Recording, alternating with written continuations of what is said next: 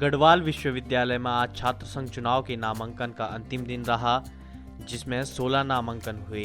इसी के साथ 17 नवंबर को छात्र संघ चुनाव होना सुनिश्चित हुआ है। लगातार छात्र संघ चुनावों को लेकर विश्वविद्यालय में चुनावी सरगर्मियां बढ़ रही हैं, जिसमें लगातार हर प्रत्याशी छात्रों के बीच जाकर अलग अलग मुद्दों पर बात कर रहे हैं। जिसमें आज निर्दलीय सचिव प्रत्याशी सूरज नेगी ने छात्रों की समस्या को लेकर उसके निदान करने की बात करी। देखिए, इस बार का चुनाव मुद्दे तो हम लोग बहुत ज़्यादा बोल देते हैं, पर उन पे काम धरातल में कौन करता है वो हमें भी नहीं पता।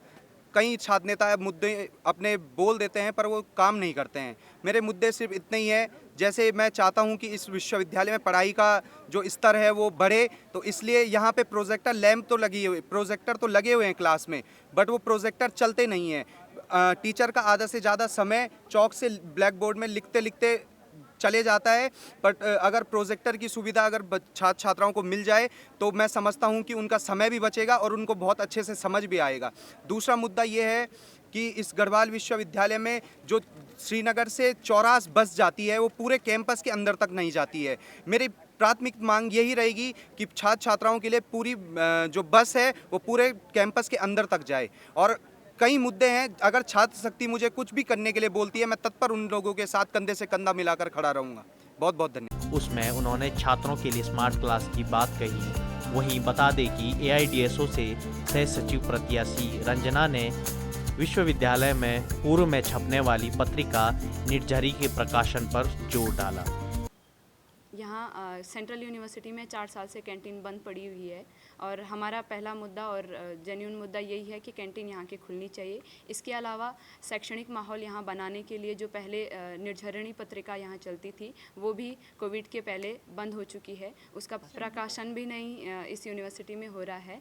और हम मानते हैं होता भी है, बच्चे क्योंकि मल्टी टैलेंटेड होते हैं तो उनको अपने टैलेंट दिखाने के लिए या वो जो कविताएं लिखते हैं या जो आर्टिकल लिखते हैं तो यूनिवर्सिटी एक ऐसा प्लेटफॉर्म तैयार करे कि वो यूनिवर्सिटी की तरफ से उसको प्रकाशित करें और बच्चे हर फील्ड में आगे आएँ। इसके अलावा यहाँ जो लगातार फ़ीस सेल्फ फाइनेंस कोर्सेज में बढ़ रही है, हमारा एक मुद्दा है कि ये फ़ीस भी कम होनी चाहिए। तथा AIDSO की ही GR प्रत्याशी मोनिका चौहान ने बताया कि गर्ल्स कॉमन रूम को और छात्रों की सभी प्रकार की समस्याओं को लेकर वे हमेशा उनके साथ रहेंगी। काफ़ी सारे मुद्दे हैं छात्राओं से जुड़े हुए, जैसे कि गर्ल्स टाइमिंग की समस्या है।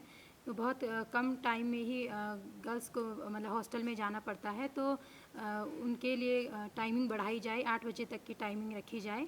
और दूसरा कि यहाँ पर विमेन प्रशिक्षण है, मतलब जूडो कराटे इस तरह का प्रशिक्षण केंद्र है, तो वो भी महिलाओं के लिए छात्राओं के लिए खोला जाए।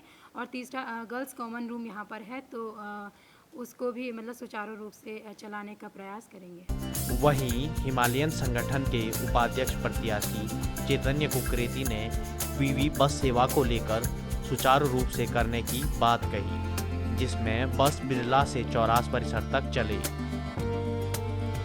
बिल्कुल, मैंने 2016 से लेकर के और 2022 तक 6 और 7 सालों का लगातार ये 7वां वर्ष चल रहा है।